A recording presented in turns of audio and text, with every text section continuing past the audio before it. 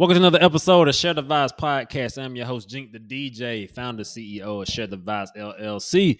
Glad to have you with us for another episode with a special guest because you know every guest is special. But hey, man, if you're watching this on YouTube, like, share, subscribe, comment below, click the bell so you know when we post. And share this to somebody who needs to hear the conversation because you know somebody who needs to hear it. So don't be stingy. Share the vibes. We're all about sharing. Sharing is caring. It's the reason for the season. It's to give all that good stuff going on right now. Holly, St. Nick, all that good stuff. So yeah, man. Merry Christmas, Happy New Year.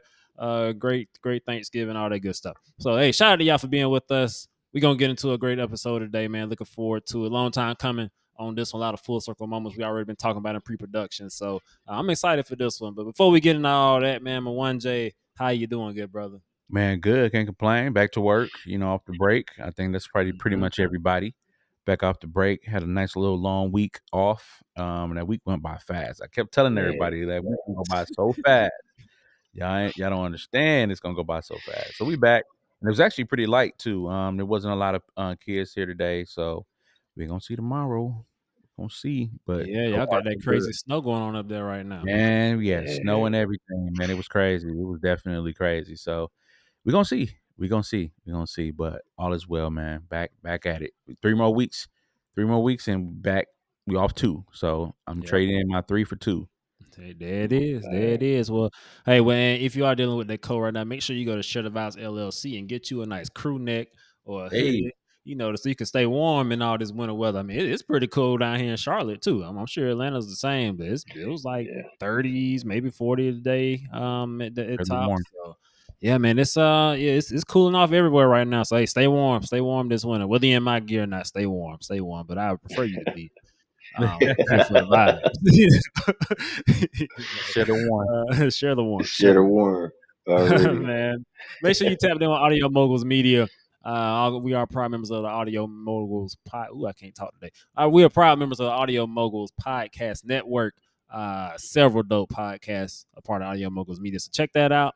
Check out that app Monjay got dropping soon. He out here doing drone videos across the country and vlogs on YouTube and stuff. I'm I on don't with know it. who this guy is, man. He's just the modern gentleman. So shout out to Mwanje Audio Moguls Media and Audio Moguls Podcast Network.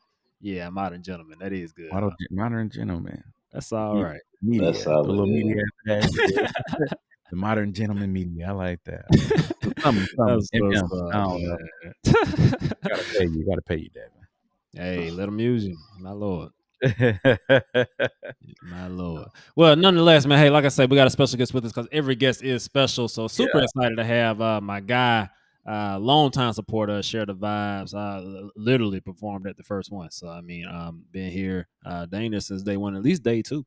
So I mean, hey, we glad to have my guy Marcus Hooks, aka DJ Marc Blends, with us in the building. Mark, how you doing, sir? Yes, sir, man. Long time coming. I'm doing good, bro. I'm doing good, bro. I'm glad to see podcast study leveling up. You know what I'm saying? Glad to be, a part of it as always. Man, glad to have you with us. So I always like to get a backstory how I got connected with our guests. Even though one of these days we're gonna have somebody out here that I don't know, and I'm like, I actually don't know this guy. But until then, so I see me and Hooks. If I remember correctly, we met back in I think it was 2017. Yo, About 8 years ago. I was living in Milwaukee at the time. I think B was either my guy B Rule. I think he was either still living there or he was back in town. I think he was still living there at the time, probably getting ready to move. But so I just happened to get up with him this one night. I think I don't know. My timeline's getting a little crossed. Maybe he had moved already and came back in town. I don't remember. yeah, he Nonetheless, probably B was in Rule was there. DC. Yeah, Yeah, I feel like he was in DC and was back in town that weekend or something. And I think we had all went over to Fred crib, but I know Joe was in town that night. Shout out Rich Lagos. I guess that's still Joe's name. I ain't seen Joe yep. do nothing in a while. So he performed at Shut Up Eyes 1 too. But nonetheless, so yeah, man, I remember Joe was in town and he was performing that night at let me see. I don't know if it was still Was it 618 at 618? the It was time. 618. Yep. Okay, I didn't know if it was still 618 or if it had already became Element, but I think it was still It 618 was at the time. 618. Yep. Yeah, Yep. man, Joe's performing at 618. So yeah, I knew Joe. New B, and they was like, "Hey, we going to 618, Joe performing." Like, cool, whatever. So again, then we on stage and stuff. I'm supposed to be hype in the Yep. background. So yeah, I was like a groupie, and like I was like a background vocalist, background dancer at Joe performance. So I need to add to my to my bio, live performer, rap something. I don't know, but it's like whatever, That's like it. Freaky Zeke do with Dipset. I kind of felt like that guy with Joe That's that night. I funny. just on stage acting like I knew what I was doing. So yeah, we was at Right. 618, Joe Yep. performing, doing this thing. Then we went to Oakland Heroes afterwards, Yep. and then Yeah, that's when good me and you time. started talking. And I think I mentioned I work at GE Healthcare. You mentioned Marcel, and Yep. it's kind of And been then up it from there. connected the So dots like that. Yep. yeah, Facts. so yeah, Man, that's man, and now, crazy. yeah. Only you probably like hadn't even thought about that in a very long I time. hadn't like until you just broke the story down. I'm like, no, that is what Yeah, happened, like for sure. But as yeah, you, yeah, I remember the whole story. No, like I remember that yeah, that night. Yeah, that's yeah, like that's vividly. hilarious. Wow. On stage with Joe at 618. That is a Yep. lit. That's like funnier than y'all even know. That's like Right. that is pure comedy. Nonetheless, man. So yeah, 8 years ago we connected and just kind of been cool ever since, man. I can say a lot of mutual friends and connections, and just stayed tied out from then. And then you started doing music, and you know that piqued my interest. And Share the Vibes Fest came around, and I was like, "Hey, you trying to perform?" He's like, "Yeah, I'm down." And then maybe like 3 days before the festival, Yeah. he hit me up like, "Hey man, I don't remember exactly what you said. Bro, I I just was know like, you I was thought I was like, looking you to do a DJ set." yeah. I was like, "No, I'm expecting you to perform these songs you got." Uh, and see, what's so funny about that is I literally started DJing the same year. So like I Yeah, put out the music, and I started DJing the same year. yeah. And so like me and Dev had started, you know, having DJ talk, you know what I mean, back and forth. And so when he asked me to perform, I was like, it hit me. I was like, I feel like he want me to rap. I was like, maybe he want me to do it. And so I hit him to make sure. And Dev was like, I mean, I prefer you to rap, but if you want to do a DJ set, I guess we can arrange something like that. But yeah, I prefer you to rap. I was like, okay, it's all Yeah, he that's told me, he was like, hilarious "We though. like, oh, I was over here Show preparing did a DJ set." I was that like, "Oh, I'll legit. spin you rep." I mean, we can do that. That'd be a nice way to break up the day. So I switched my mind. All right, Hooks coming up. He gonna DJ, and then like Right. that morning, I sound check. He's like, "I'm gonna perform." I'm like, "Oh, Yep. I bet then you Man, perform." I went and got my mix together. Shout out to my guy TZ You Dope. He the Yeah. one that did all the production on my music, and he put a little show mix together for me, and I was ready to go at that point. I was like, yeah, we're gonna do this thing. Yep. That's so Yes, funny, sir. man. That's like share that first Share the Vibes Fest is just a pure definition of just doing it. Don't know what the world going on. I'm talking Facts. about literally the day of, I'm finding out people performing. I don't even think I knew Joe was performing. Man, that was impromptu. Joe hit me like, man, let me get on stage with you. I'm just like, all right, what the hell? Like, come on, let's do it. On with it. Like, Yep. We man, all in this together. I said, "Oh, Joe made it. That's what's up, man. Good to see you here." He's like, "Yeah, man. Yeah. Yeah, thank you for having me. I know you wanted to get." Guy, I had hit him up about performing. Yeah, He exactly. told me he didn't know if he was gonna be in town or something like that.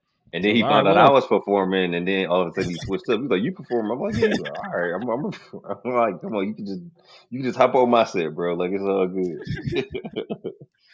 Share the Yep. Vibes Fest one, man. That is so funny, man. I was DJing, MCing, finding out about guest performances day of, all this stuff, man. All of That that. Yeah, for real? It was day of? It was no, day day of. of, day of. So like I say, Oh, so I did like not. That I didn't know. so like festival was Saturday. Marcus probably hit me like Monday or Tuesday, Yep. clarifying if he was doing a DJ set or performing. Yep. And Mm. I thought he was performing, but since I said, "Well, you've been preparing the DJ set, we'll just do that. That'll be nice way to break it up." 'Cause I think I had you maybe like one or two before the headliner in the house. So I was like, that'd be Hmm. a nice way to break up the day. So we'll have Hooks do a DJ set. So I started mentally preparing for that. And then that morning at sound check, he walked in, and I said, "Oh, you performing?" He's like, "Yeah, I'm gonna perform." So I Yep. bet, cool. So, Yep. and then like later that afternoon, Joe walked in, and I don't know. I don't know if I knew Joe was performing until he did. I don't even remember now because it's been a while. Because you had a mix. I think in your Yeah. sound check, you knew at that point. You told me Joe was gonna do a song. So yeah, but yeah, I learned day of that Joe was hopping up there with him. And I said, granted, I think every year I find out about like a guest collaboration, like real Mm. time, more or less. So I don't know, but that's been cool, man. That's part of the joy, share the vibes, I guess. So shout out to you, man, for being here for the first one, not knowing what the heck we was doing, and just trusting the vision, man. I Trusting appreciate the it, brother. vision. For sure, bro. For sure. Yes, sir. Appreciate it. So, man. So grew up in Milwaukee. You in Atlanta Yeah. now. Yep. Break the ice a little bit. Uh, Milwaukee, Atlanta. Which has your favorite food scene and why? Mm. Now that's Okay, tough. Keith Lee gonna That's get you tough. now. Man, so like I've been out here since 2012. A lot has changed since I've been down here in the A. But man, it's rough, bro, because I probably have to say Atlanta just for the sake Mm, that there are so many different options here. Like Mm. it's so many options, bro. And then it's like people are, coming up with, new food trucks or new restaurants that's popping up on the side of gas stations and just like everywhere. So it's like it's just constant, you know what I mean? So, they have the what is that, like the Atlanta Food Festival, I think, that they have out here. Yeah, I've seen something like that. Yep. And so it's just I would probably say Atlanta, but at the same time, Milwaukee is low key underrated when it comes to the food scene yeah. for It is real. though. You It know what I is mean? though. And then as of late, it's like a lot of new restaurants been popping up and stuff. And the food is, I don't know. I don't know if I'm just biased because it's home, but it's something about like, the food back home that I just like. So I don't know. It's tough. I would probably give it to Atlanta, I say, because they got more options. Um, in saying that though, you never know what you're gonna get in quality though. You know what I'm saying? Because like I said, a lot of these True. spots be new and stuff like that. Hopefully it's a spot that really care about their business and really care about their service and not just in it for the bag. But sometimes you end up at those restaurants. You know what I mean? Where the food don't match the price on the menu. You know what I'm saying? Right, So right. I feel like back home you always gonna get your money worth wherever you go. You know what I'm Yeah. saying? Like it's something about it. So. I mean that's my take. I give it to Atlanta on options, but maybe quality. I'll probably I'll probably give it to Milwaukee back home. Yeah. Yeah, Yeah, Milwaukee definitely has a slept on food scene. they Milwaukee do has a slept on food and cultural scene overall. facts. Just talent. The sports is picked up there. The Bucks won the championship. The Packers, I was in the Packers. Granted, that's not Milwaukee, but it's Green Bay. But the Brewers, they were in the running for the World Series this Yeah, year. And with the new Bucks Arena back in 2019, there's been a lot of development downtown around there, and even a lot more yeah, black-owned spots in facts. downtown. I was there Yeah, for 7 years, and I saw a lot of transformation just in the time I was there. But it's a slept-on scene, and you don't necessarily realize it until you get away from it. yep. There's, like Milwaukee has its own nightlife. Like there's nightlife there. You can have you a good time. I wouldn't say that necessarily compares to like in Atlanta or DC or Mhm. Houston per se.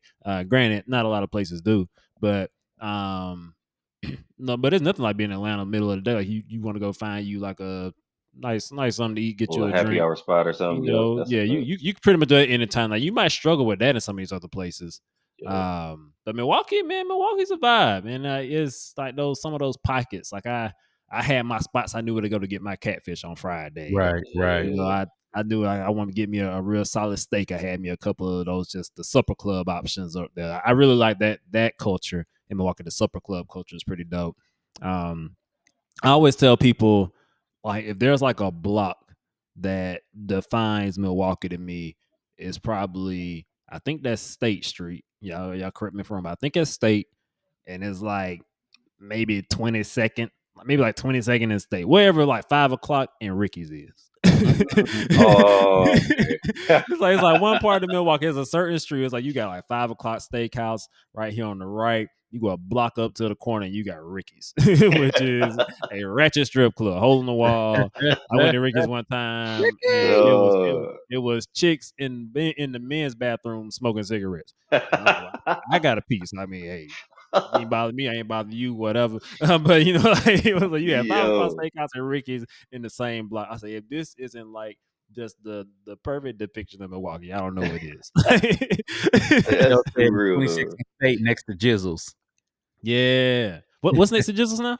She says 26 and State next to Jizzles. There we go. That's There what we go. Ricky said. Yep, that's the yeah, Yeah, yeah, yeah. Shout out to Jizzles too, man. Jizzles, that's a gem. Jizzles yeah, still around? I think so. Yeah, Jizzles yeah, yeah. was I just got food from there. Yeah, I yeah, yeah. say Jizzles I was word. literally just got one food from there like right before break ended. that was Right before break started. My bad. one of, if not my favorite burger in Milwaukee. Just Jizzles was high on my burger list. At least it used to be. I had like That's their chicken it was like chicken chop suey, something like that. But it was Yeah, good. It was like $6 too. I was like, what? yeah, yeah, That's yeah, my yeah. first time. There's some I kind of ain't had that special. in years. I ain't had that in Yeah. years, man. Yeah, Man, man, the brewery scene, all that stuff, man. So shout out to Milwaukee, man. Shout out to Milwaukee, culture, yeah, food, talent, all that good stuff, man. So I always like to just break the ice a little bit, especially for people who are from Milwaukee and gone to other places in Atlanta in particular, because that's always a conversation point that Mwanje likes to have when we talk to people. He'll compare the camaraderie in that community Oh yeah. that you see in the music scene in Atlanta, and why you've seen the city be able to move forward like that, as opposed to where it may be a little slower in some places like Milwaukee and other places where like that camaraderie isn't always as strong as it maybe could be, or that community. yeah. So maybe it's a good place to start. So, grew up in Milwaukee, in Atlanta. Now, did you go to Morehouse? That what took you to Atlanta? Am I remembering that correctly? No, I didn't. My girl at the time, she attended Spelman. Okay, all right, Yep, all right. yep. And so, after school, we basically just decided to move down here together. That's basically what brought me down here initially, for real. There we go. All right. I knew there Yep, was some there was a connection to the AUC. yep. I remember that much. So okay. So nonetheless, I mean, growing up in Milwaukee, still having ties to Milwaukee and that the music scene there and how things are working, now being in Atlanta and really starting your music career in Atlanta as a DJ and as an artist. How has that experience been for you? It's been, I ain't gonna lie, it's been kind of tough. For the simple fact that because Atlanta is such a big city, and because it's known for its music scene, you got a lot of people doing the same thing in Atlanta. Mm-hmm. You know what I Mm, mean? And so the traffic, you know what I mean, can be kind of crazy. You know what I mean? And so at the same time, I will say when you get out there though, you start networking with people. You just start chopping it up with people. You realize how cool like a lot of people that's like in the scene are, you know what I mean, how willing they are to like help mm. and like link up with you and stuff like that. Like it's cats who I linked up with like off the gram, like just straight off the gram. You know what I mean? Yeah, But like I yeah. know who they are. I follow them. I know what spots they have residencies at. They follow my page. They see me uploading my mixes. They see me doing my wedding things, and then we finally connect in person. It's like, oh yeah, and like it's just smooth. So like I've experienced that a lot out here. And that's kind of what helped me to tap into the DJ community Mm. Okay. in Atlanta. As a matter of fact, like I'm in a group on IG. It's just like a DJ group. It's probably like maybe 40 DJs in this group. And the way I got in that group was I pulled up to it was just like a little jam session basically, if that's what you want to call it, at this little small venue in the A. And we all was just in there. I think about three of us that did like a 20-minute set or something like that. And then at the end, we all just chopped it up. And Mm. then just from there, I was able to chop it up with a couple of people, got added to the little DJ group, and that build it helped build my community here in Atlanta too. So I didn't really get to experience it much in Milwaukee, you know what I mean? Because I didn't really start Yeah. Right. on this journey until I moved down here. Gotcha. Okay. Um, but that being said, I went to school of the arts, you know what I'm Mm-hmm. saying, in Milwaukee. So by default, that tap you into pretty much everything musical in the city of Yeah. Milwaukee. You know what I mean? Like some of my guys I went to school with is hitting for Leon Thomas and all type of stuff. Now you know what I'm saying? So like just being an alumni of School of the Arts kind of tap you in. So I feel like at the same time, um, it wouldn't be hard. Like I know a couple cats that DJ back home. You know what I'm saying? And then I even had it set up. Um, Things fell through, but we try to work it out again. But like to like DJ at certain spots in Milwaukee, and that's still something that I want to do or whatever. Um, but I don't feel like it's as hard in Milwaukee just because of proximity. You know what I'm saying? Just because I'm from there, I know people already. You know what I mean? Yeah. So like they find out, oh bro, I didn't even know you DJ. Like I had did Mhm. my guy wedding like that. We went to high school together, and he was like, bro, I didn't even know you started DJing. He was like, you want to DJ my wedding? I'm like, for sure. You know what I mean? So like Yeah. back home, I feel like it's easier just because it's home Yeah. and I know people know me or whatever. But in Atlanta, it's been challenging just because of, like I said, the traffic. That's the best way I can explain it. The traffic. It's so many people trying to do the same thing and trying to get put on. So yeah. Mm. Usually, it's interesting. Is usually people they go to Atlanta. Like I know somebody that went to Atlanta that's from here, from Milwaukee, and she's thriving. Well, because she feel like she got more resources and more support. hmm So, could you say that even though there are more people doing the same thing that you're doing, do you find yourself? And I guess you kind of alluded to that earlier with the group, but do you find yourself having more resources to do what you do in Atlanta as opposed to maybe coming back to Milwaukee? Man, that's really a tough one. I feel like I said, I haven't really tapped in all the way back home in Milwaukee. Mhm, Honestly, like this, I think that was like early this year. Me and a guy I knew from back in the day, we was trying to set up a day, out the week for me to come and do like mangoes or whatever. Stuff fell through. I think, with him and like the promotion side of it. So we still mhm, trying to like figure that out. But I feel like I haven't really tapped into to know yet. You know what I mean? I mhm, feel like okay, the support would be there because like I said, it's home and like I get a lot of love anyway. You know what I'm saying, from back home. mhm, But I would say the support in Atlanta, it is good once you start to connect or whatever. Like that's how I ended up with the entertainment company that I DJ for I now. was gonna ask You you know what I about that. mean? Yeah. mhm, So like that's how I tapped in with them. You know what I mean? He seen my mixes on my IG and hit me up and I think I sent him like a 10-minute mix or something like that. And then like that took off, you know what I'm saying? And he support me a whole lot, you know what I mean? With a lot of the weddings and the conferences and stuff that I do. So I like I said, it's hard to answer that question because I feel like I haven't tried to utilize my resources for real or all of my resources that I have in Milwaukee. So I will, but I could to answer your question about Atlanta, the support is there. I will say that that's how I've been able to sustain what I'm doing. You know what I mean? Because of the support that I have here. So, yep. How has it's kind of interesting for me. So I grew up in the South, moved to Milwaukee, so I started DJing in Milwaukee. So I had my Southern influences, and I'm an old soul, so I got my old school influences too. I love blues and stuff. But I picked up on that Milwaukee sound being in Milwaukee also. So sometimes I'll be salty now because like sometimes I'll be wanting to play. I know I can't quite get it up, and then I really gonna know what's up with it. But Mm, no, how has being in Atlanta for so long, with 13 years at this point? So how has being in Atlanta really shaped your music taste and your music style as a mhm. DJ? man, I play a lot of Atlanta stuff.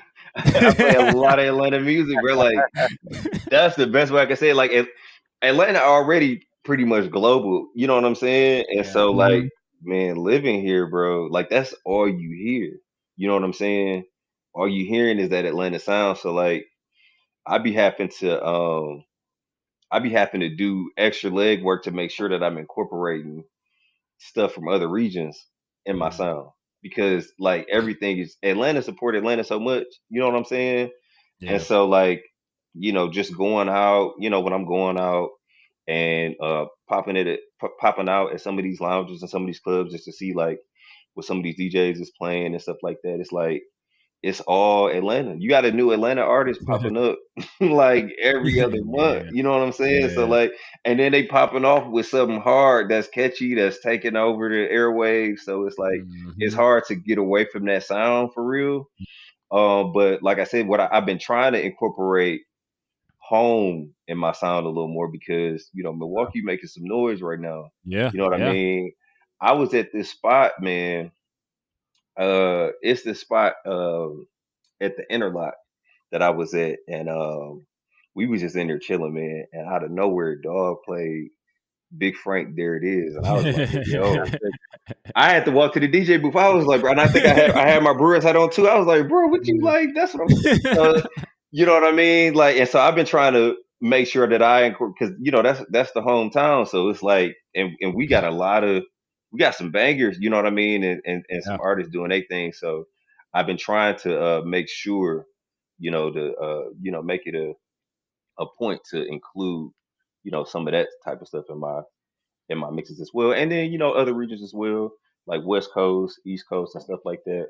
But to answer your question, living in Atlanta, you know what I mean, yo, that dominates your sound when you live here for sure. And so you have to make sure Yeah. that you incorporating everything else, and not just like your whole library just full of Atlanta artists and stuff like that. So yeah, Now I wanna nerd out a little bit. So my one J, keep me honest here, because my one J is great at time to connecting all the dots and making sure we don't skip around too far. He makes us dig deeper. So keep us okay, honest here, my one J. But I'm gonna all nerd right, out a little bit. So I see you DJing all the time, especially weddings, a lot of different ethnicities and demographics. So that builds a certain muscle in and of itself. But how do you organize your crates? And for those who aren't familiar with crates, so as a DJ, you essentially can build like kind of like play. Think of it more like folders. You can build folders in your DJ software where you can have certain songs that fit a certain theme or however you organize your stuff. So like most of my time practicing, if you will, is more so organization. I need to spend more time actually practicing, but I spend a ton of time on organization. So how do you organize your crates? Like kind of what's your style? What kind of helps you not have to think too much when you DJ? gotcha. And so it's crazy. You say you gotta practice more because you spend most of your time doing crates. I Yeah. practice all the time, but I don't spend as much time on my crates. That's my issue. That's You know what I'm funny. saying? I spend all my time practicing, but as far as organizing my crates, I have so like on my hard drive, I have different folders, like you said. You know what I mean? I have like I have it broken up in genres. I have it broken up in like time periods, Hmm. 80s, 90s, 70s, Yep. 2000s, 2010s, 2010 top 40, 2010 hip hop. Like I have it broken up like that. And then so like you said, I do weddings and other ethnicities as well. So I have those crates. I have like a Haitian crate because I done did a couple Haitian Mhm. weddings. I have a Latin crate. You know what I'm saying? So I just break it up like that and just have folders for each little thing. And so what helps me, I feel like when I'm gigging, for one, I mean, you know how it is as a wedding DJ, you have a consultation with your Yep. couple. So that kind of helps guide, you know what I mean, how things are gonna go just right there. You know what I mean? Yep. Because they'll let you know the type of music they like, the type of what eras they like, and then you can kind of build your library. You can build your library around that. And so what I'll tend to do is I'll make like a separate crate for like that wedding I'm doing. You know what I'm Yep. saying? Let's say it's Mr. and Miss Williams or something, right? I'll have a Mr. and Miss Williams crate and where I set it up based on like what we talked about, some of the songs that they, said these are my must plays or whatever. And so kind of got that out off of that. And then typically once you start, you know what I mean, you got that list that you're going off of. And plus, because you knowing what the vibe is and you can hit your okay, let me hit my 80s crate. Let me hit my hip hop crate. You know what I mean? So that's kind of how I break it up. But honestly, like I said, to going off of what you said, I need to spend more time organizing my crates. But as of right now, like that's how I got it broken down. Well, Yeah. for both of you all, I mean, so you all on the opposite ends of the spectrum. Like, so Devin, do you find the more creativity organizing the crate, and then DJ Marc Blends, you find more creativity practicing? Like, Mm, is this the energy or the creativity's there on one end of the spectrum, or what is it? Why y'all the opposite? I think for mm, me, I've always been a great student. Okay. It's like I was valedictorian in my college class. I was salutatorian in high school. Had 4.0 in both of those. So like I've always been a great student. So I'm a thinker for better or worse. So when I'm DJing, I need to limit how much I have to think, Mm. which means I have to spend more time organizing my songs in a way where I know where to look for certain things. So I might not like me and Marcus laugh about this all the time. So I tell him like there was a question on a post or something like what's your go-to mix? And I'm like, I really don't have one because half the time I don't remember what I did last time. I just be mm, doing stuff. Like Marcus has heard me live. I just be doing stuff, man. mm. I think I actually Yep. think he heard me drop your TV hanging off a string Oh, really? in Atlanta a few months Oh, ago. okay, dope. So yeah, but I just be doing stuff. But I can do that because I'm doing it to your point. Like if I know I've been like they've been twerking for the last 10 minutes. All right, I probably need to do something to break this up now. Mm. Let me throw a curve. I'm gonna say I got they about 50 back there. All right, let me go to that 80s crate real quick. Make sure I got something for Mm, them.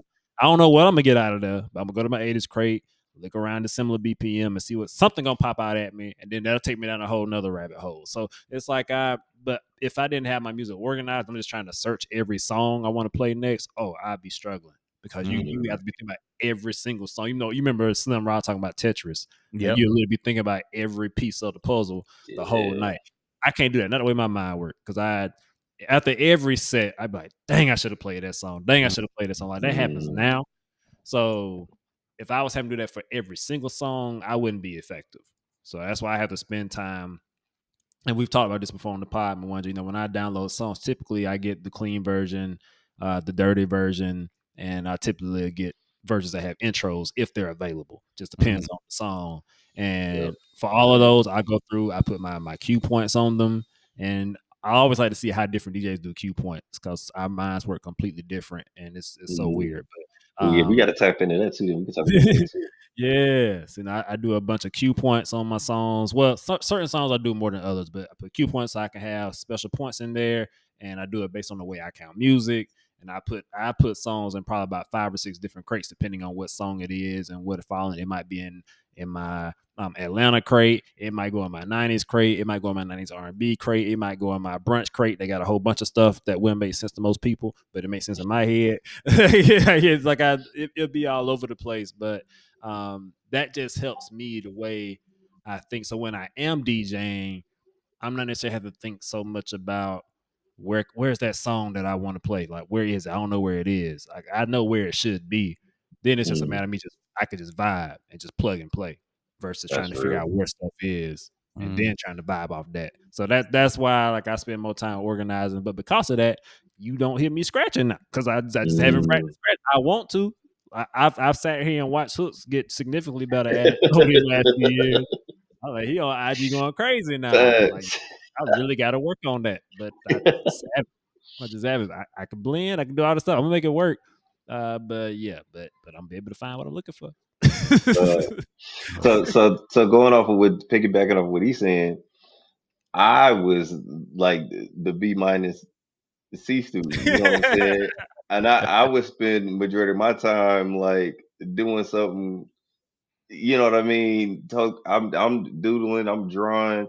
Like I've always, I that's how, I went to arts to play drums. You know what I mean? I majored in Mm. jazz. I started playing drums when I was 6 years old. So like I've always just like it's just always been in me naturally to just play. So Yeah. for me, like sitting and organizing crates is boring to me. Like, you know what I mean?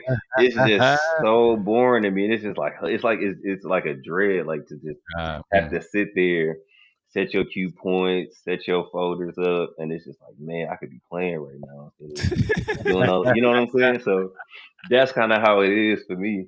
But and so typically I'll just, plug up my my rev or whatever, and just start playing. And sometimes that helps me to you know build like a crate out of that, you know what I mean? Like a little vibe set. You know, I might name it something like that, like vibe set. You know what I Yeah. mean? And dated or something like that. And those also turned into some of my mixes that I've posted on SoundCloud, that I've posted on YouTube and stuff like that. So for me, playing helps get my creative juices going. Now at the same time, you know, when I got to sit down and buckle down and prepare for a set, you know what I mean? I just, you know, I do it because like to their point, I that's the worst thing to be, you know, at a gig and you spend a half the time in your laptop when you should be observing the Mhm. crowd and, you know, reading the crowd and stuff like that and making sure everybody having a good time and everybody staying on the dance floor. So it's like you got to make sure that, you know, your grace or your set, you know what I mean, is organized so that way you can just keep the vibe going. You know what I mean? And for me, as long as I have, you know what I mean, like I mentioned that crate for like that couple or whatever, as long as I have that, that helps me pretty much throughout the whole night because I'm gonna have, you know, a good amount of songs in that list, but at the same time, I'm gonna be able to play off of like, oh, this I know this Mhm. mix well with this. Let me just go search it, pull it up, then. You know what I mean? Mhm. And as far as like the way I set my cues, you know, I usually set, you know, one at the beginning, at the intro. I usually set one like at the chorus. You know what I mean? I might set one at the verse, depending on what song it is. You know, Mhm. if it's a popular song that got like a popular feature on it, I might set a cue at the feature. That way I don't gotta play the whole song and just go right to that feature or whatever.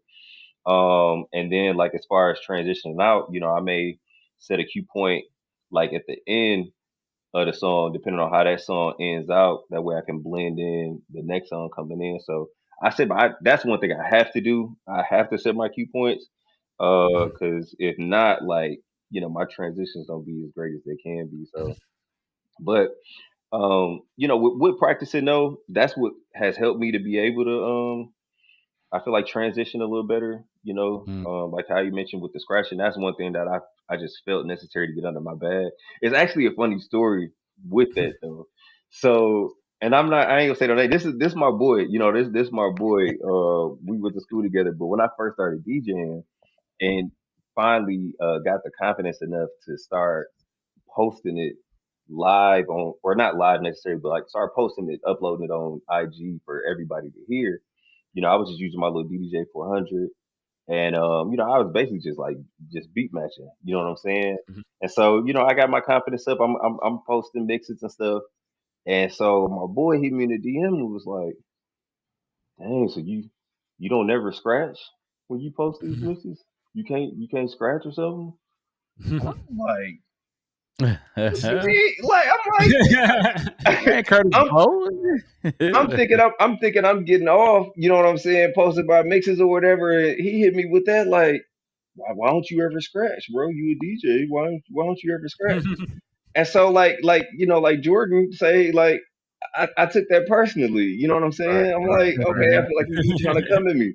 So like after that, like bro, I promise after that day, like the next mix I uploaded, like I was scratching. Like it wasn't even great, but I was like, I'm like, okay, like that's how you want to come Mhm. at me, like. And so yeah, all of that just came from just practicing, you know what I mean? And so like my whole thing is I really want to get um as good as I can. Just, you know, mixing and scratching. Like I want to be able to do everything. You know what I mean? Because you know, Yeah, as a DJ, you know that adds flavor to your set. You know what I mean? absolutely. It keeps it live. It you know, it keeps the audience on their toes and stuff like that. It keeps it exciting. So a lot of DJs who I'm inspired by that I watch a lot. You know, like Jazzy Jeffs, Mhm. um the DJ Puffies, you know what I'm saying? Like I'm watching them guys heavily, man, and I'm like, that's something that I definitely want to have in my bag. So that's part of the reason why I spend so much time, you know, practicing because you know I just want to really get as good as I can for real. I feel it, man. I'm Yep. with you, man, and I envy you. I envy it, man. And it's been times say, I'm going off, I'm practicing tonight, and I end up downloading music, which means I'm organizing, just steady building stuff. And you know what? Type Because stuff. what I've also come to realize, like you have DJs have different styles and different focus areas. I think DJ Yeah. Todd kind of helped point this out for me maybe about a month or two ago, just because I was dealing with something. He put me in perspective when he's like, "So yeah, I think you're a song selection blend type of DJ. Like that's your focus. You want Mm. people to be like, man, he had a great set list tonight, man. He Mhm. played them songs. I loved it. Even the songs I didn't know, it was just a vibe. Like you the song selection DJ that's gonna blend it Bro, well. and what I always tell you when you send me a mix, bro. Every time you send me a mix, I'm like, bro, where did you get these songs at, bro? Every time. And and to that point, I will say, I have been trying to make more of a point to make sure that I'm adding music to my library because that also keeps your set fresh. You know what I mean? You Mhm. got to constantly, Yeah. go digging for music. You know what I'm saying? If you don't got good music to play, I don't care how good you scratch. You know what I mean? You can bore the crowd. You know what I'm saying? Yeah, So like, yeah, you can definitely kill a set without scratching, without any of that. Just basic transitions and just playing the right song at the right mhm. time. You know what I mean? But the only way to do that is to make sure that your libraries and your crates is up to par. So yeah. Yeah. And on the flip side of that, when you are practicing, that's a way to keep the crowd engaged because you hitting these scratches and you doing these other effects and doing blends nobody thought about in ways Mhm. nobody else can do. So like Yeah. there's give and take in it for sure. But that was like kind of revelatory for me, Mhm. if you will. Just like I never thought about it that way. But yeah, I am the song selection to blend DJ. That's okay. That's cool. Like Mhm. we Hey, all got our things, but right. no, some DJs are the mic DJ. They might not Facts. be transitioning worth nothing, but hey, they gonna They talk. killing the mic, man. What? That's another thing that I said I got to start getting in my bag. So like, a lot of the weddings that I used to DJ, I get on the mic a little bit, but like lately, man, I be on that mic. I be on that mic because like, dude, that's a transition. You know what I Yep. mean? Like that's a transition in itself. You want to go from 126 BPM back down to 90, and you trying to figure out how to do it instead of blend. Mhm. Pause that joint. Everybody out here having a good time. You know what I mean? That breaks up Mhm. all of that, and then you can come right in with that. So I'm like, it's about having all the tools. You know what I'm Yeah. saying? Readily available. So yeah, that's right. Last episode, we had my guy Soul Lifter on, which I can't. I feel like y'all met. I don't know. Yeah, Yeah, TJ. man. You know what's crazy? I think I seen bro at the one music festival, and I couldn't Mm, think of his name, but I know the face, and I was like, man. But yeah, yeah. I want to say I I don't ran into bro during one music fest for sure. Yeah, and I don't remember if we were all together somewhere. I don't know. I can't remember now. Mhm. I just be doing that sometimes. but Again, but everybody. yeah, like Marcus' old friend group in Atlanta now. I'm like, how do you know them? Like you fool. Like, oh yeah, that's right. But yeah, we had TJ on last week, Soul Lifter, and Mwanje kind of made the observation that like your creativity is like the way we express our divinity. No, Mhm. that's it's we do things in a way nobody else thinks of, and we don't necessarily know how we do it. We just do it, and Yeah. that's that godness, that's that divinity in us. So, as we talking and we talking about DJing and number one, Jay, Hooks just said, no, hey, you can use the mic as a transition. No, like you literally use, but it's stuff like as a audience member, you don't think about that. You just hear the DJ Right. talking, he going to another song, you like the song, but when you think about how this thing comes together, back to that Tetris game that Slim Rob was talking about last season, Mhm. talking on the mic is an intentional thing you can do as a transition. Like, so now you Right. are literally using your voice as an instrument in your DJ set. But it's like it's Right. so subtle. Like you wouldn't think of it, but it's that deep. And it just goes back to the way different people can do different things to get Yeah. you from point A to point B to take you on that journey. It's truly a divine expression, a divine experience, which is why you can the music how you feeling, how you be feeling, because it's like it's a divine moment, and this creativity is so dope, man. It's just it's crazy Yeah. how that works. So I don't Yeah. know, man. We've been nerding out for a little bit more. One J man, ground us again, brother. Yeah. So, no, this is dope though. So I'm curious for both of you all. So have you ever had a like super dope set and then somebody just was like, I mean, as soon as you got away from the turntable, they was like, dude, you killed it, you rocked it. and then tell me about a time when you had like a a not so good set, and you felt personally like, yeah, I could have did better than this. Like for both of y'all, like can y'all think of a time, think of a place, or I don't know, just a set? Because yeah, like you said, what you're doing is you're being you're being so you just putting your all out there. You're putting your creativity, your divinity out there, and some people can't accept it. I've been to Yeah. DJs where y'all talk about being on the mic. Like, hey man, this dude don't say this. Dude don't shut up one more time. Like, man, dog, let the And song then let play. this song play. So yeah, for both of y'all, like, what is a good set and a bad set? You want to go first, Dev?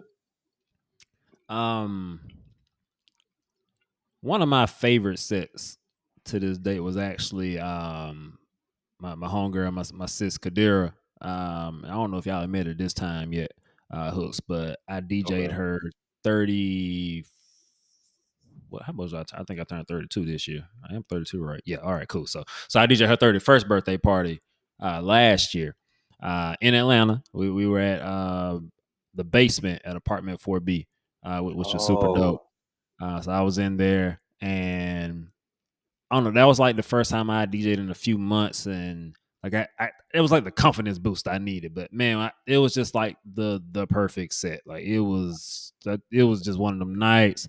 Kadir and there jumping around and yelling and stuff. Like everybody coming up to me. Mind you, like the people been seeing me throughout the weekend because she had a few things going on, but I'm not DJing. Like I'm a clown, but until you really get to know me, I'm like the chill dude that most people think is just super serious and all this good stuff. So I'm usually somewhere chilling.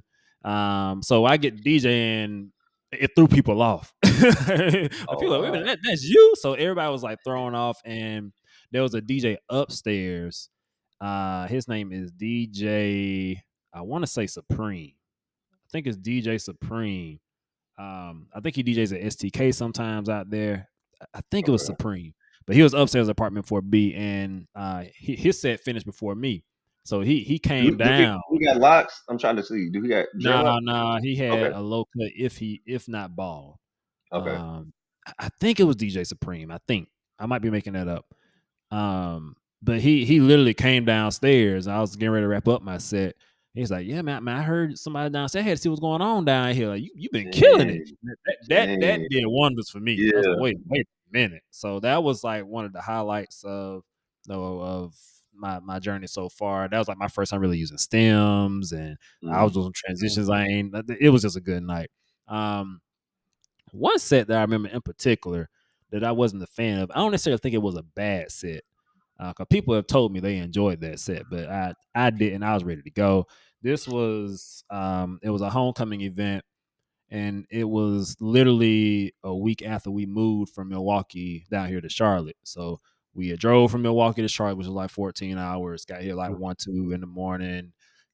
Had to go do all the stuff with closing and stuff. Got back to the house. Our AC wasn't working. It's Mm. August. No, it was October, but it was still hot like it was August down here in Charlotte at times. Like AC not working. We ain't got no furniture, nothing, internet.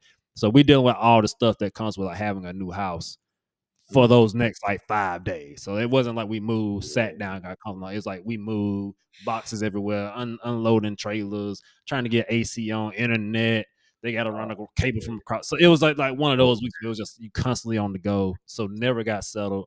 And then we Mm. had to go to Birmingham for this homecoming event and a wedding, which I didn't DJ the wedding, thankfully. But I had to do the homecoming event that Thursday. So it was like a week of just what is going on. And I got Dang. in there usually when I'm DJing, like the time just be kind of moving back because I'm into it, I'm having a good time. I was like, bro, it ain't 10 o'clock yet. Like I'm in there, like, my God, I'm ready to go. I wasn't feeling it. I Oh. had I had a couple moments where people were like really into it, but I don't know. It's like I feel like it just feels it out. I wasn't into it. They'll be Oh, like, yeah, I could tell you weren't really in your vibe for real. Like I was not. Like I'm ready to go. That mm. I just not enjoy that set. But people told me it was good. But Mm. Mhm. Yeah. that was when I was like, yeah, this I did not Man, feel that. if you was over there watching the clock, you definitely was ready to pack it up, dog. Yeah, Yeah. And man. that makes Oh time go by God. so slow. Man, I'm Whew. telling you, boy. Definitely Like out what? of there. You like, man, I still got an hour and a half left. Yeah. Listen, we Dang. tone the playlist in here. Mm. Right. Yeah, that's one that comes to mind where it's like I don't think it was necessarily bad, but It it just was wasn't rough. your best. You I weren't feel feeling you. it when your best. Yeah. Had a lot going on. Your head was in other places. That Personal makes sense. best. I would say, so I wouldn't say this is was my best set, but the last wedding I did, I had a final consultation with a couple like I usually do. And we talked about their song choices, you know what I mean, the type of vibe they wanted for the night. And this couple was a little particular, you know what I mean? So they had and it was really the bride, the bride had a idea of how she wanted the night to flow, basically. So, Okay. she wanted me to start off with some oldies, you know what I mean, going to like some disco, you know what I'm saying, start to ramp it up with a little top 40 into some hip hop, and then she wanted me to hit like some like EDM, heavy Mm. metal. You know what Mm. I'm saying? So like it Right. got a little interesting toward the end. So I was just like, okay, Yeah. let's see what we gonna do. You know what I mean? So I built out my folder like I normally do. They gave me some song suggestions that they wanted me to play that I made sure to have in my library. And so the day of, I just remember, setting up and as as you going through the night, you know what I mean. You don't really start playing until like the dance floor opens for real. Yeah. Throughout the Yeah. day, you just playing like background music, doing cocktail hour. You know what I mean, doing dinner.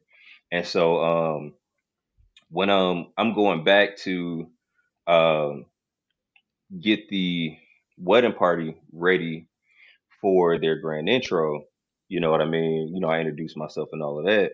And so like you could tell it was one of them fun crowds, you know what I mean? It was like a younger crowd. It was a big wedding, man. It was like 200 people, you know what I'm saying? So Mhm. a good fun crowd. A lot of they like college friends and all that type of stuff. And so he was like, one of the grooms was like, so you the DJ? You ready for your set, man? He's giving me that tone. I was like, yeah, man. I was like, I got y'all. I'm gonna turn y'all up. And so it was just like to see that excitement in him. I'm like, oh yeah, I gotta go. Or, I gotta come with it. I gotta kill it. You know what I'm saying? I gotta make sure I Yeah. kill it tonight. Yeah. And so, some weddings I go into it and I know right away what song I'm gonna play to open up the dance floor. You like I'll know like the first like 5 songs that I'm gonna play to like set the mood. You know what I mean? And so this particular one, I kind of really didn't know, even though I had prepared a little bit, because it was such a like a wide range of like the music that she wanted me to play, and then just seeing um the guests, you know what I mean? And they were like, "Why were you had some older?" So I was like, how I'm gonna start off this night?" And so I kind of went into it just like really like feeling it out, you know what I'm saying, and just like vibing, you know what I mean. And I still stayed within like the blueprint, you know what I mean, that she had kind of laid out with oldies, 80s. And so like I'm saying, bro, I just went in, and when I say the dance floor did not like people did not leave the dance floor the whole night. And like I was back there dancing. I know it's a good night when I'm back there dancing. I'm back there jumping around. I'm back there, you know what I mean? So I know it was rocking. And when I say, man, them people was sweating, like having a ball. And so like I had did a transition. Um, I had mixed. I think it was like Gwen Stefani, "Holla Back Girl," into Lil Mama lip gloss. And so Mm. if you know Gwen Stefani, "Holla Back Girl" is like 110 BPM. Lil Mama lip gloss is like 96 BPM. So I Mhm. brought Lil Mama up a little bit to like 102 or something, or 103. Mhm. Not too fast, and it wasn't too. Like, it was just right there. And then I slowly brought the Gwen Stefani down, and then killed all the instruments and the bass, and just had the vocals, and then slid that lip gloss in.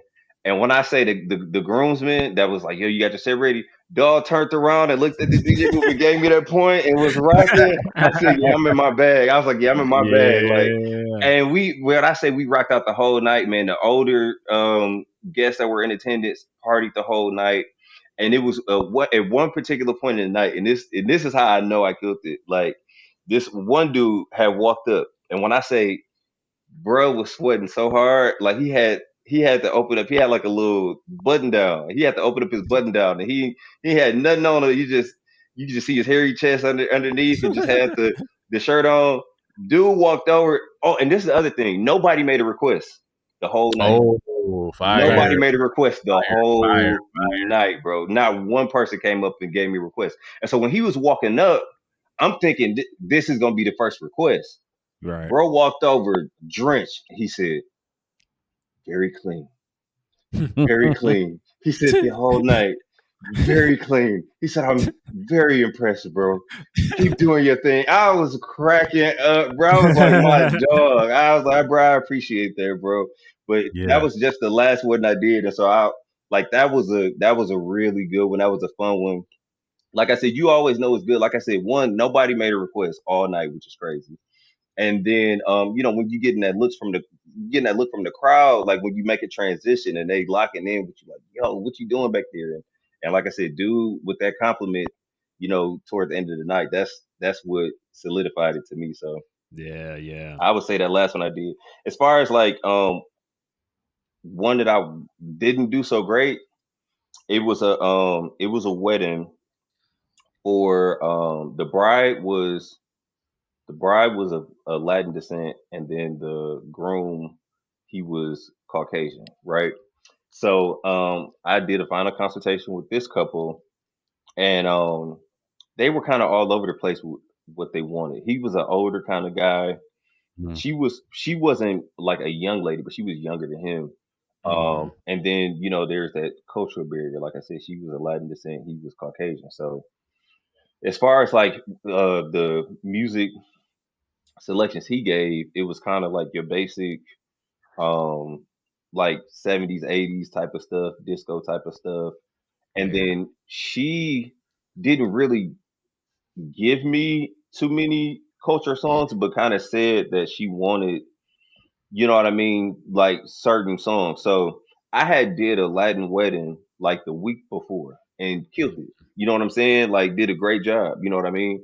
Like I did so good at that one. Like some of the people in the crowd came up and was like, "Yo, are you Hispanic?" Like, Yeah. and I'm like, no. But they were just like, "How do you know how to play?" I'm just like, bro, I'm just vibing, bro. But like, so what I had did was I had saved that.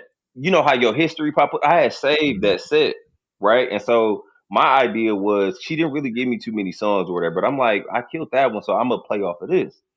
What I didn't know and what I found out at this wedding is that like not everything translates. You know what I mean? Just because somebody's Yeah. Latin descent don't mean they all listen to the same thing. Right. Mm. So I started off the night playing um I want to say like some oldies or whatever. And so it was cool. The guest count was predominantly like her people. You know what I'm saying? So it got around to a certain point. It was like, yo, can you play some Latino music, some Hispanic? And I'm like, okay. So I started digging. Bro, I played, what is it, cumbia? Is that cumbia is like the genre or whatever? I Okay. played some stuff from my cumbia crate. And when I say she like came straight to the DJ booth and was like, yo, you can't play that. And I was just like, Hmm. what you mean? Like what? Like what you mean? I was Uh, completely thrown off. And apparently, like I can't remember if she was like Colombian or something, but like Mm. they don't listen to cumbia or something like that, or it's a certain Mm. type or something. And I wasn't playing the type that they vibe with, and so like when she did that, I was like, oh yeah, I might be in trouble tonight because Yeah. I it's don't know what you already a want. language.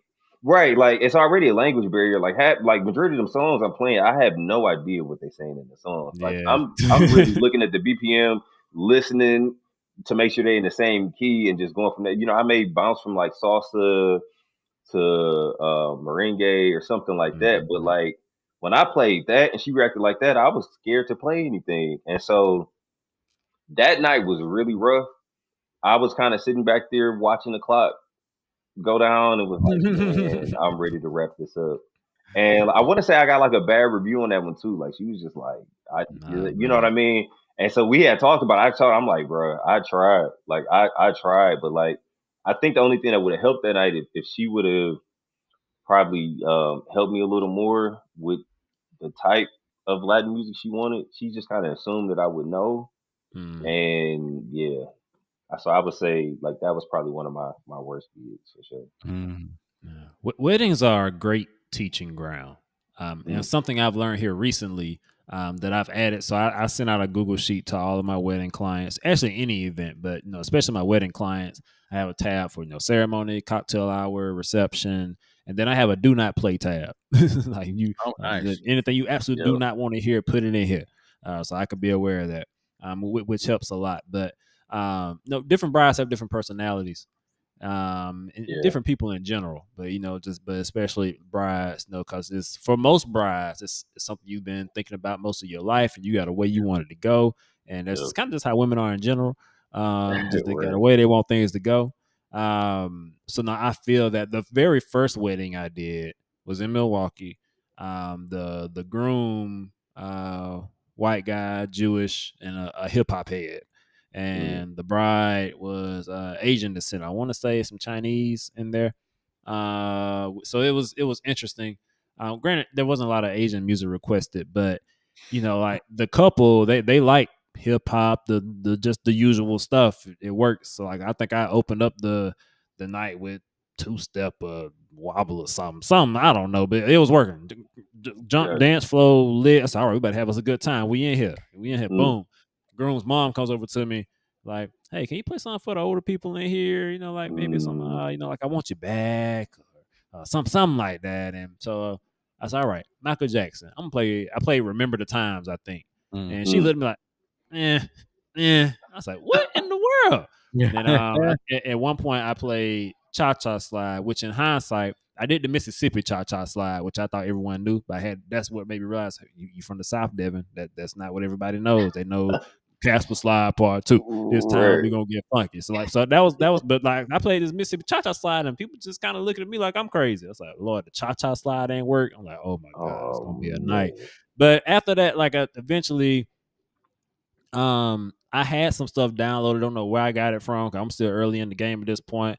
But I started playing the like Journey and Toto, and all of a sudden things turned around. And groom mom ended up coming, gave me a kiss on the cheek by the end of the night. Oh, you were great, and like so, like I won them over. But that was like my very first wedding experience, and I had to learn this Mm. in real Wow. time. But I'm so Man. thankful for it because of that. That's what taught me. Hey, you need to have different bags you can go to. What you gonna do when That, the crowd when it ain't your crowd, but you still got to Mm. yep. make them vibe. How Still do you making time. navigate that? How you gonna do that? Um, Yeah, that's and that taught me facts. the '80s is a cheat code. '80s is a cheat Mm. code. '80s works for everybody. It really Everybody do. can find something It in really the do. '80s cheat code.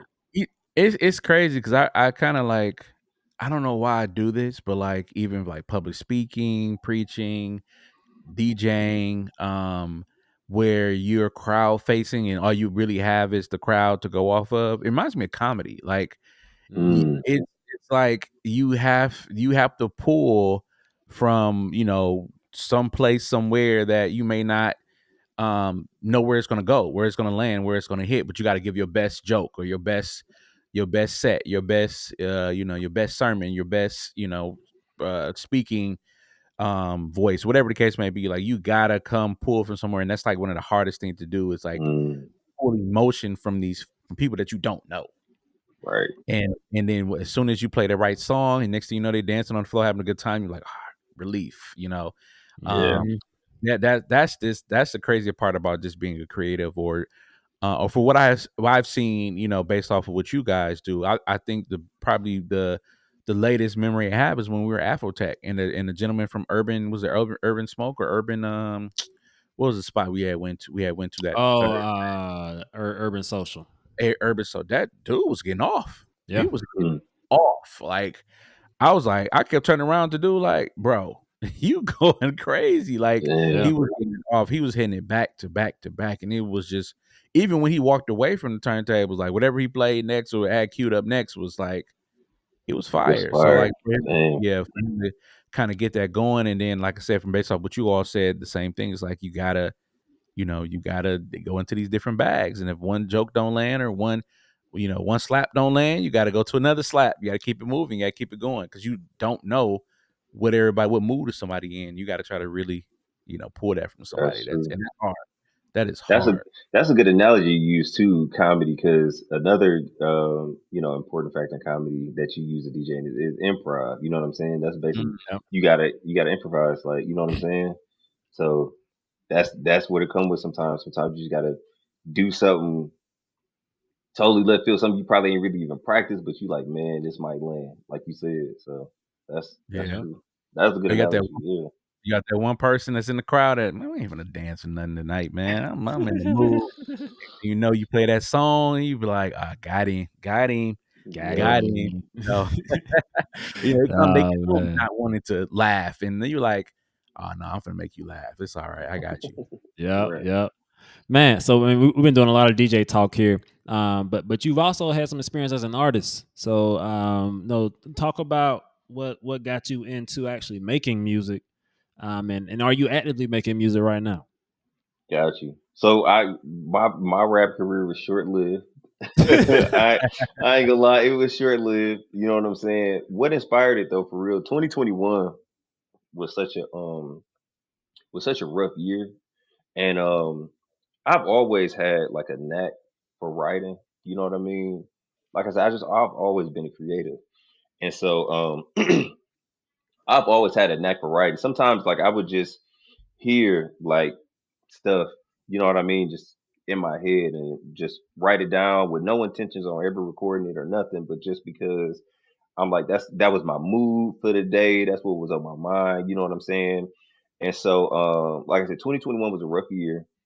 You know, my mom passed early in 2021, and so I really was just trying to find an outlet for real because Yeah. I was going through grief. You know what I mean, and really trying to deal with that, and it was hard. Like I'm not gonna lie, it was hard. Like it was real hard. And so during that time, I spent a lot of time back because I came back home. You know, I had to deal with all the funeral arrangements and stuff. So I was in Milwaukee for about a month, I want to say, and that was like the Mhm. longest I had been in Milwaukee. In one period of time since I had moved. You know what I mean? And Mhm. so being back home, um, being around my homies from school, from high school and stuff like that, it was just good. To just just be around that love or whatever I really needed at that time. And so it's just crazy because so happened at that time, my guy T, he had just like put together this little studio, in his crib. You know what I mean? And me and T, we both went to arts. T is a hell of a drummer, like for real. He hit in Milwaukee now. You know what I mean? And Mhm. he code at drummer and he code at productions. You know what I'm saying? TZU dope. And so he had just put together his studio, and so he like, bro, come by the studio. You know what I'm saying? And just chill, take your mind off of stuff. Like just come chill. You know what I mean? And he had the whole vibes in there, like the lights, like I got right. He had the lights in there and all of that. So we in there just vibing, talking. You know what I mean? Drinking a little bit, and he just playing beats. And so I got all of these notes in my phone. So he had played something, and I was like, bro, that's kind of hard. I was like, bro, cue that up right quick. He was like, all right. And so he queued it up. He said, what you about to do? So bro, I went in there and just started rapping what I had in my notes because I could hear the beat and I know I'm like, what I got in Mhm. here would go to this. So I hopped on there and like I had been practicing a little bit, you know what I mean? Sometimes like when I would write, I'd go to GarageBand. You can have a garage, get the GarageBand on your phone. And so like I Mhm. would like just hear myself and practice my voice of how I would want it to sound, still with Yeah. no intentions on ever recording and stuff. And so he queued up something. I went in there and I just started rapping was on my phone. I never forget, bro stopped like mid bar and was like, bro, You done had this whole time. I was like, what you been? He was like, bro, you been sitting on this type of stuff this whole. He was like, you got more. I was like, yeah. He was like, when you going back to Atlanta? He's like, oh yeah, bro. He said we gotta lock in. He's like, yeah, we gotta crank out some stuff now. You gotta come back tomorrow. And literally, like, I put together like what, like nine. I think I recorded like nine songs just in that Mm, span. You know what I mean? And I end up dropping. You know what I mean? I dropped the got that joint. Um, and I dropped a few other joints. And I wanted to drop the whole project, but like, stuff just happened and I just never ended. I may still do it, you know what I mean? But I had released a lot of those singles and it was crazy, like the reception that I was getting because like this is stuff that I've had, you know what I mean, that I always just kept to myself and never really shared for real. And so Yeah. like being home during that time, like it was just like stuff just aligned, you know what I mean? And that's really how that happened for real. Like that's really how it happened. And like I never really had no intentions on really recording music, never putting out music for real. Um, but TZ was part of that, pushing me to like drop it. Cause he was like, bro, you gotta drop this, bro. Like Yeah. you rapping on my beats, bro. I'm trying to get out there too. Like right, right. this Yeah. we putting this out whether you like it or not. And some of them joints he put out before, like he was like, yeah, bro, it's uploaded. I had to put it out, like you know what I'm saying. So, but that's how that really started. I'm not currently making music now. TZ be hitting me all the time, like, bro, I understand you a DJ now, but if you got anything that you want to get off your chest, you know what I mean? Just let Yeah. me know. I'll send a pack. You know what I'm saying? So now I'm really not currently writing for real. I'm so like just focused on, DJing for real. But yeah, like I said, it was short lived, you know what I mean? I still got some of them songs uploaded or whatever. I may drop some of them other songs that I never released, but I feel like maybe another life event or something I have to happen. You know what I mean? Because I feel like Mhm. I got a lot out on those songs I recorded. You know what I mean? Like some of the stuff I Yeah. already had, some of the stuff I had revamped. You know what I mean? I got songs where I'm mentioning my mom.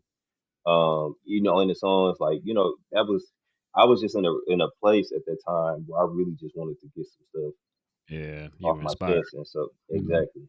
So I feel like the only way I would start back writing again, like someone had to inspire me.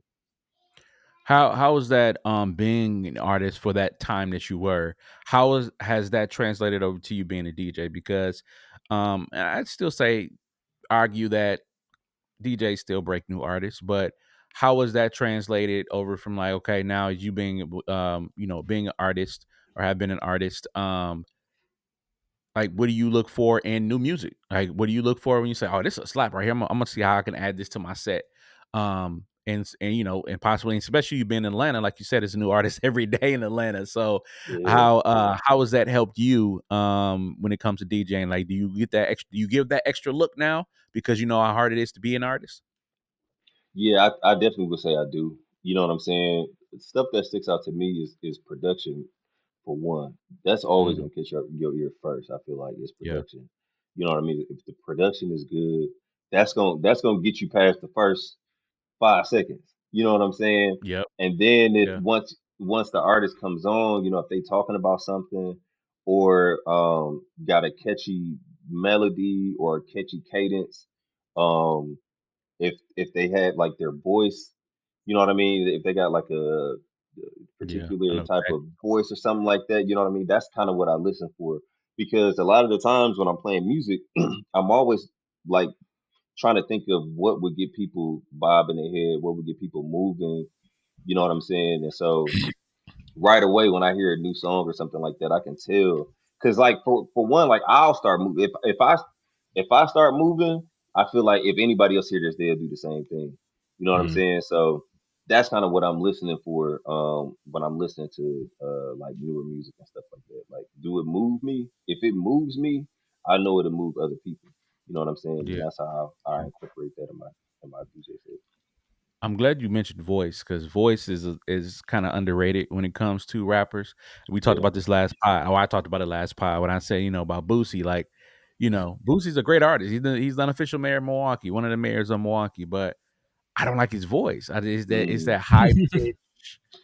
uh country high pitched voice. I think that's what it is. Is this the Mm. high pitchedness and then the country's like you have to have one or the other. You're like, come on now. No, but yeah, and I think but then you got rappers like, Rick Ross. Rick Ross sound great. His voice is great on a lot of records that Yeah. he picked.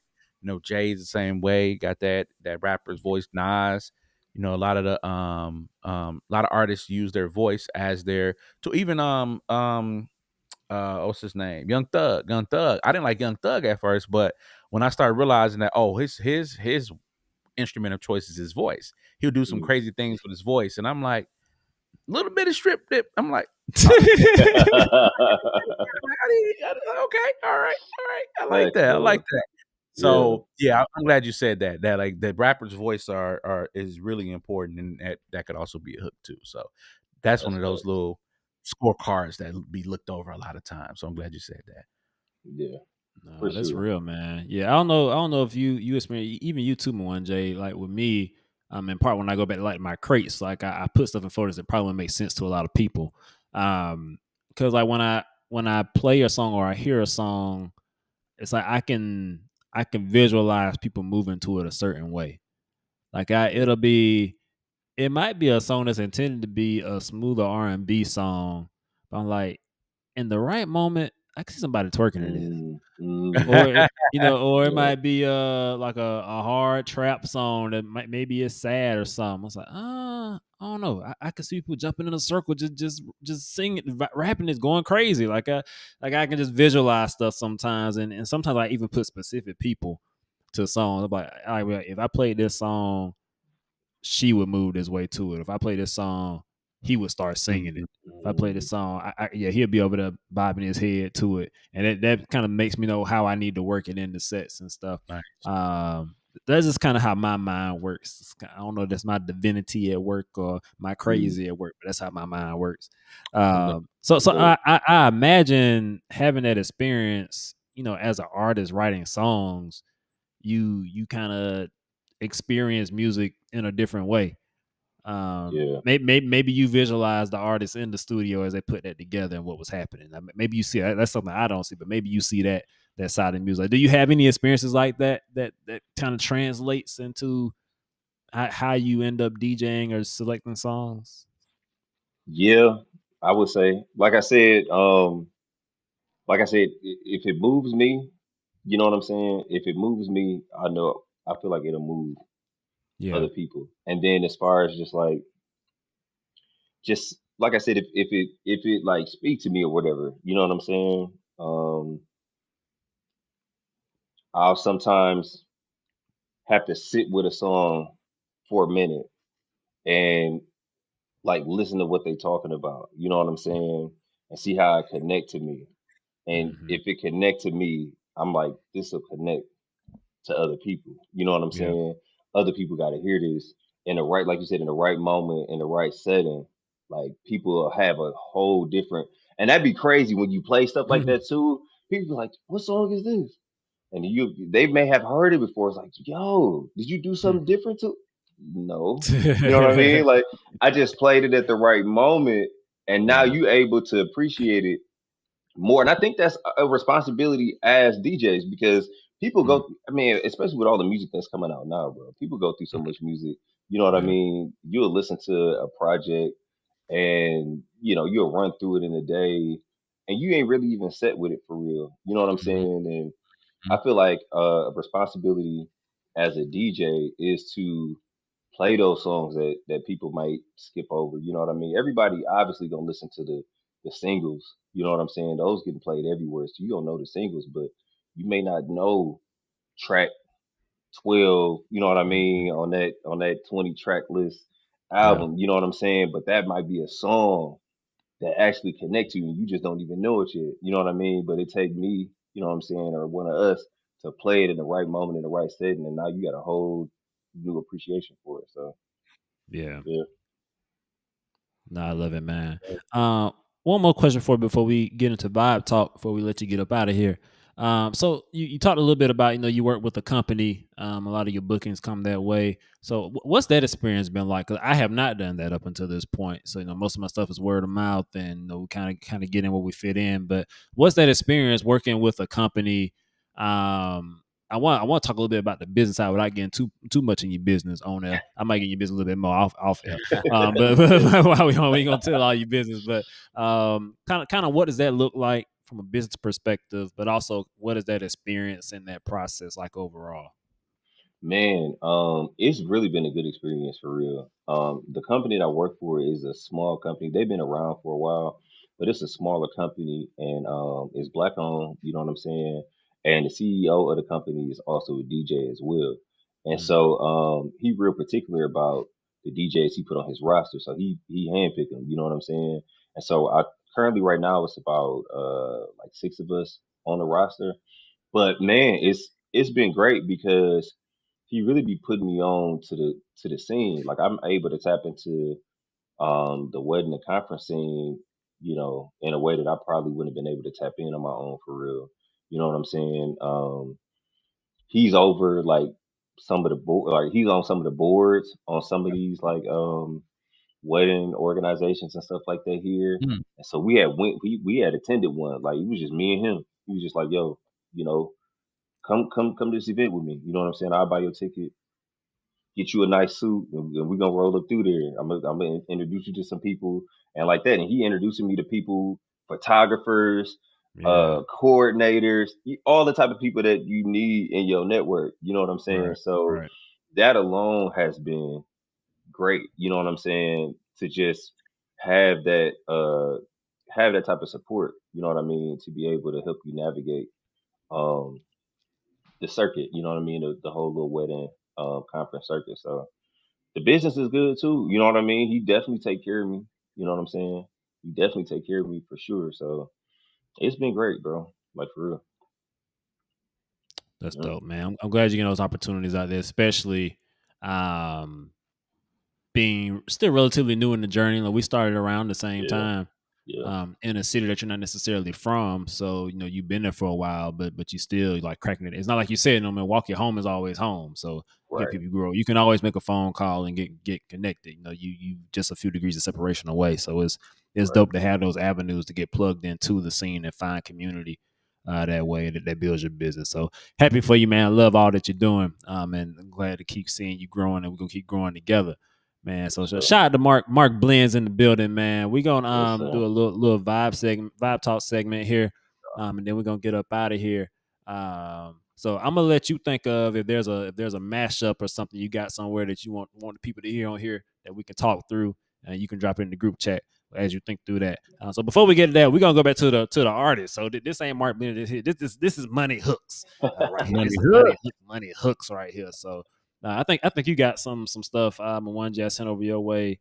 Yes. Let's start with got that. Let's start with got that. That Let's was get Let's it. get into it. Got Let's get that. into it.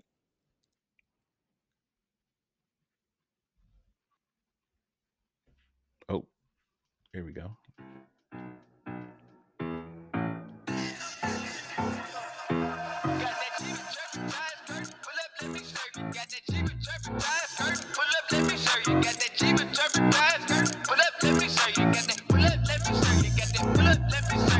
Pull up, let me show you, shawty. I got what you need. Got that birdie pot of oxycontin mixed with sour D. This shit ain't for the mood.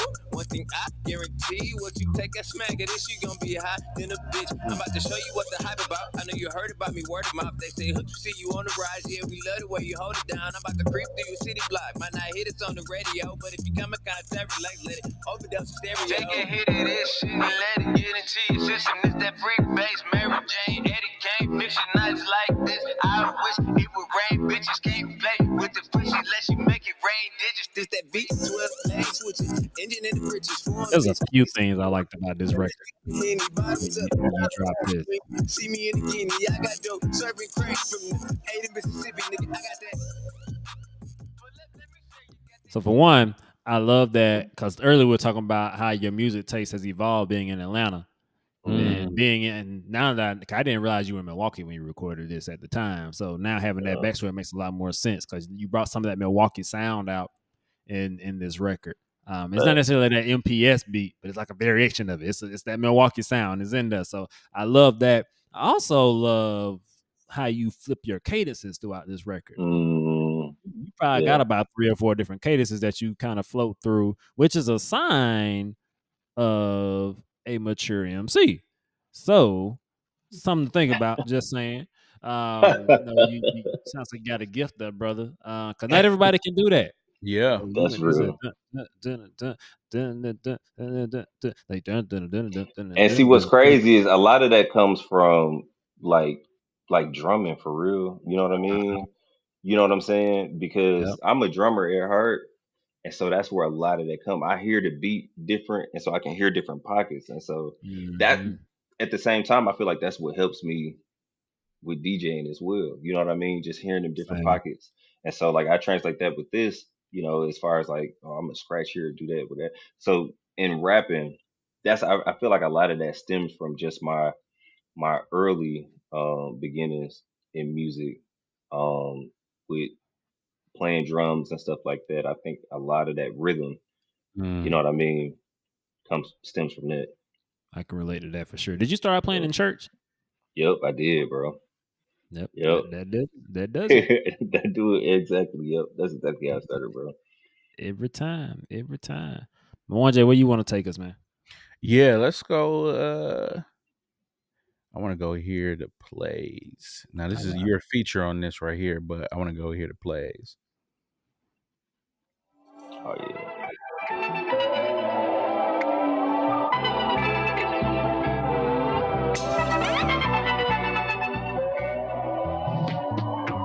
Make it, play, trying to get it, money, talk. I'm long winded, yeah. Nigga, I'm long winded. Riding around my side of town, nigga. Make it, play, trying to get it, money, talk. I'm long winded, yeah. I got fame, yeah. Long winded. Riding around my side of town, nigga. Making plays, trying to get it. They talk is cheap, yeah. Depending on who spend this shit. Nigga, I got jewels for days. My nigga, be true to yourself no matter what somebody say. And only focus on what you control. Everything else gonna be as it may. And never ever let somebody else's opinion about you determine your faith. Stop denying your intuition or become somebody's slave. Bust that ass up and down on the asphalt, working for minimum wage. Said I had to find my own way. Tell myself I just gotta keep trying. Late night getting sleep, I was crying. On my knees conversating with God like, why you take my mama life? You only do shit for pretend. Nigga, I do this shit for my kid. No stopping, I got no other options. I said no shots to your noggin. Mm-hmm. Always got to go a good sound effect. Mm-hmm. This is Teasy. This is Teasy. Teasy, you dope on the production, yeah. Yeah. He Tight. produced Talk it, about how this came mastered it together. over there. So that joint, man, that joint, I had a hook. I had the hook for that song. And I want to say I had like part of the first verse. And that song was so hard to write because like that beat, as you can hear, is a little slower, but I really like the vibe of that beat. And Yep. so like my whole approach in that song was like I wanted it to be able to like connect to people in some way. Like I wanted when people hear that song, like it either motivate them, you know what I mean? Like I'm out here making plays, you know what I'm saying? But something that connect with them to make them want to listen again. Cause the beat already was like drawing me. You know what I'm saying? I was like, so I gotta rock with this beat. And if I can, you know what I mean, uh lay down a verse, you know what I mean, that just go perfect with this beat, you know, it could be one of them ones. And so I remember I just was struggling trying to finish it though. Like all I had was that hook, and I had that first verse. I'm like, man, how do I? And I never forget. I had went to sleep, and man, and like I said, this is around the time I'm still dealing with my mom's passing or whatever. And in the middle of the night, like I was asleep, bro, and like in the middle of the night, it was like three something in the morning.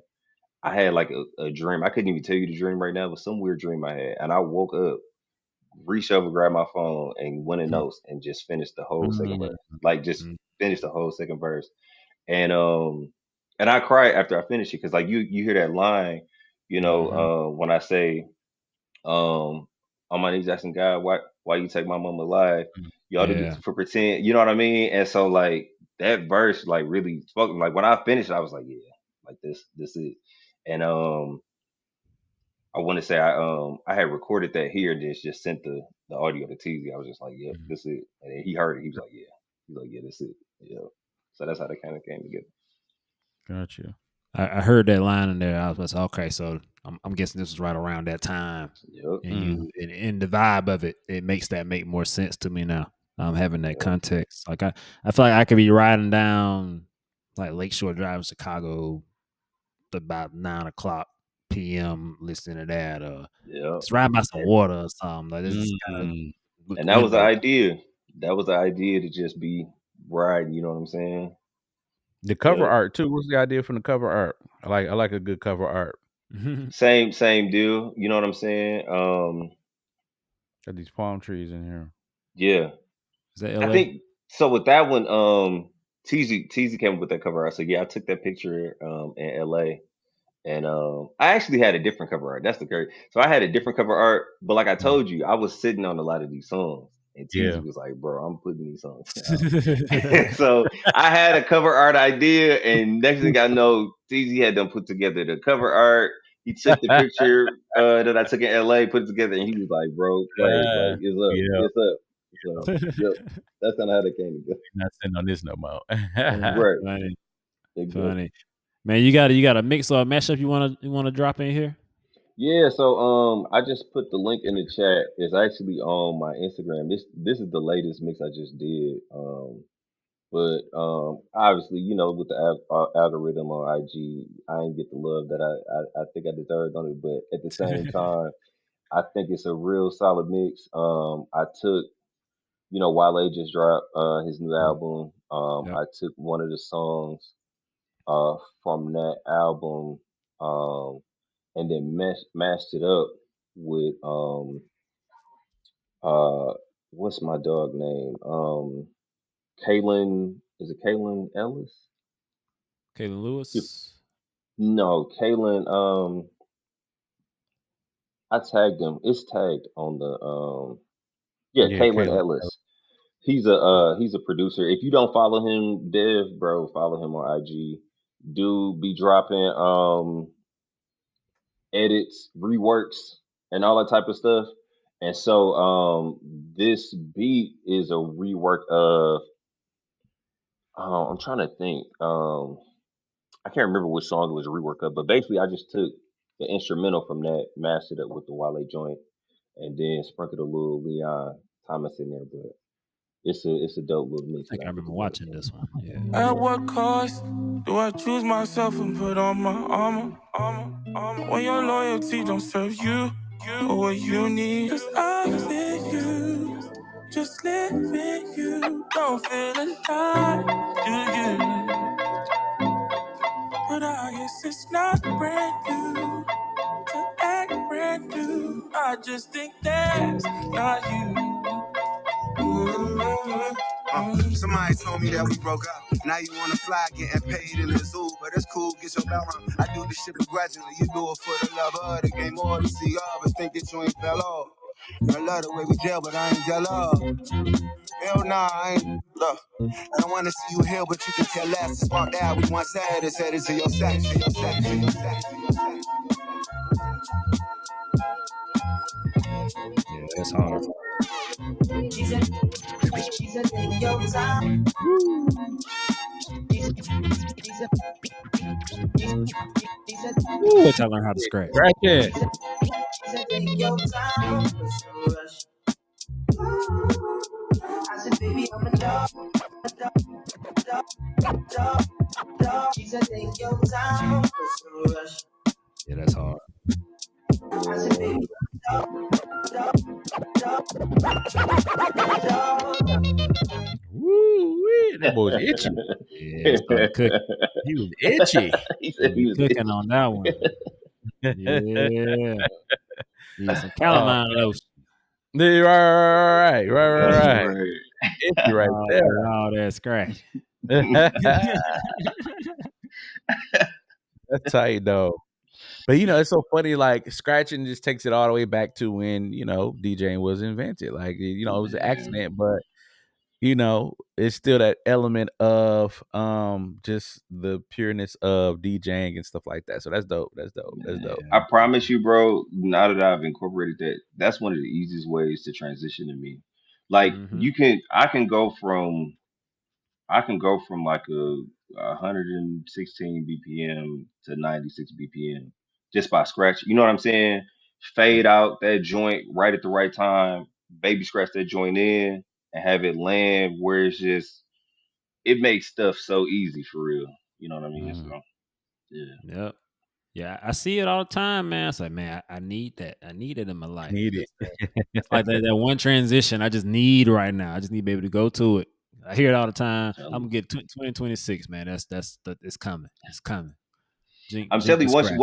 once you start, bro, once you start, you ain't gonna be able to stop. Like that's what I can tell Bitch. you. Once you Mm-hmm. start, you just gonna be like, bro, I gotta figure this out. And then once you start hearing, you just gonna be like, okay, Yeah, you're gonna be hooked. I got to sit down and focus on it, man. I got to sit down and actually focus on that, and not find myself in BPM Supreme. That's what I got to do, man. Don't be down here now to download 20 songs and need to organize them all, or it's gonna be a year before I do it. And so yeah, I just got to Right. come in here and focus in on it. But nah, man, kudos to you on the journey, man. So we've been on this Yeah. DJ journey, for a similar length of time, and just been so proud of the growth in both of us, from the gigs we're Thanks. getting to the maturation of our skill sets to Yes, sir. just watching the love grow. And we always push each other and are supporting Yep. each other. So I'm glad to have you on the platform and glad to see you doing your thing, man. So I'm super proud of you. Glad to be working with you. And Dope. can't wait to see where this thing goes, man. So salute to you. Thanks for coming on, man. It's been dope hearing Man, more about your appreciate you for story. having me, bro. For real, Yeah, bro. man. Yes, sir. Yeah, pulling back the lid to see what's going on behind the hood, and I don't know what I'm talking about at this point, man. Man, get up out of here, man. Man, one day, you got any last thoughts, brother? No, this was great. I think once again, just having this conversation of just finding your way, taking an opportunity. Whereas, yeah, you're not, where you are, where you grew up, where have you, but you moved to this new place, this new space and place where you found something that perhaps maybe you didn't wouldn't have found it in Milwaukee. We don't know. Maybe you Right. would have, but Right. you went to this new place and you found something that you love to do, and you're working with and you're helping people enjoy music and you're helping people, and both of you are doing this, is that you realize how music plays a part. You're playing an integral part in someone's story, which is their marriage. That's a fact. And so people are going to always remember, like, oh yeah, yeah, tell their kids, like, yeah, the DJ that night was crazy. Yeah. So kudos to you, and congratulations to you, and we're hoping that you get all your goals and dreams, and yeah, man, excited to see you come to Milwaukee one time and spend one time for us. We Hey, got it's to coming. do that scratch one time. 2026, bro. I'm stepping 2026. I'm gonna do some gigs there for sure, bro. So Hey, it's coming. dope. Yes, sir. It's up, man. Marc Blends. What's on the horizon for you? What should people be looking out for, and how can they stay connected with you? Man, definitely more mixes. You know what I'm saying? More mixes. You can stay connected with me. IG. You can connect with me through my SoundCloud. Same name underscore Marc Blends on both platforms, even TikTok. What I am gonna try to what I'm making a point of doing in 2026 is some of these live sets. You know what I mean? And jumping on some of these like Mm. Twitch, you know what I Oh, mean, and yep, really try yep. to build that out because I hear it a lot, you know what I mean, when I post my mixes on IG and people always asking for longer. Man, you got a longer mix, and so that's what started me uploading on YouTube. But then people, you don't live stream and blah blah blah. So that's something that people can look out for. Live streaming 2026, and like I said, more longer mixes on YouTube. I'm gonna start pumping them out a little more and stuff like that too. Dope. You know? Love to Yes, see sir. it, man. Man, I got a album full of raw footage from these last few gigs I had that I need to go edit and get these Oh, videos out here dope. because my guy done inspired me. So I got to Oh get yeah. my content game up. I just got to sit down and do it, man. But Yep. but I For sure. recorded it though. I did. I was snapping my Got it. fingers and try to see make some stuff just magically appear stuff. We gonna see. But hey, man, it's been dope having you on. Always a pleasure. Look forward to seeing you very soon. Hey, if you're on YouTube, like, share, subscribe, comment below, click that bell so you know when we post, and share this with somebody. You've heard the conversation now. You have no excuse. Share this with somebody who you know needs to hear it. Don't be stingy. Share the vibes out there, man. Thank y'all for listening. Spotify, Apple, wherever you're listening at. TikTok. Thank y'all for hanging out with us tonight. Until next time, man, stay safe, stay blessed, keep sharing the vibes. Happy holidays, happy New Year. I don't know what date it is right now, but it's Going out. straight to Christmas. So it might be last year, it might be next year, but whatever it is, make it a good year. So then until next time, stay safe, stay blessed, keep sharing the vibes. Peace. For sure. What's Peace. up?